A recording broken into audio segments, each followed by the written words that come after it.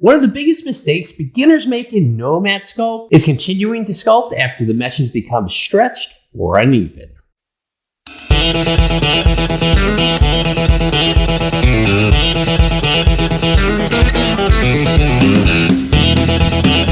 I'm Brian DeLuca, and this is Make or Build It, where we turn ideas into projects.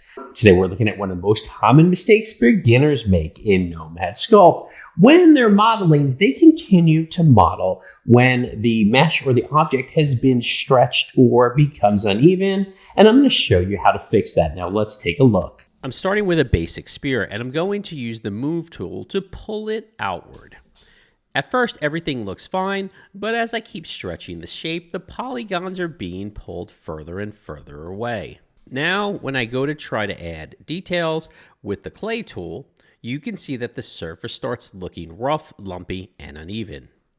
The brush isn't really the problem. The problem is there isn't enough geometry in this area of Nomad Sculpt to work with. A lot of beginners will try to fix this by smoothing it over and over. But that usually just removes the shape you were trying to create, and the surface can still look distorted. A better solution is using Voxel Remesh. Open the Voxel Remesh setting, choose the resolution, and keep the general shape without creating unnecessarily heavy models, around 500. Then hit Remesh.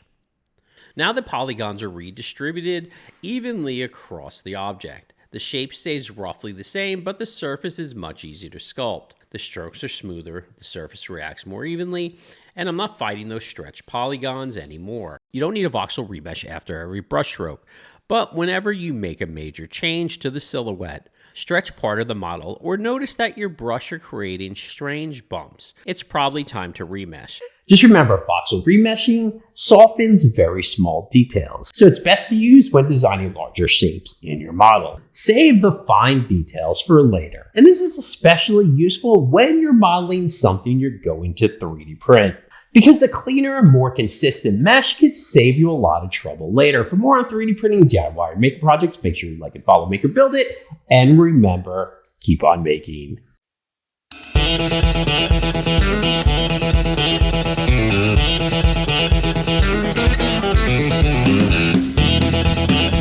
Oh, and remember, you're not fighting your brush when you're designing Nomad Sculpt, you're fighting your mesh.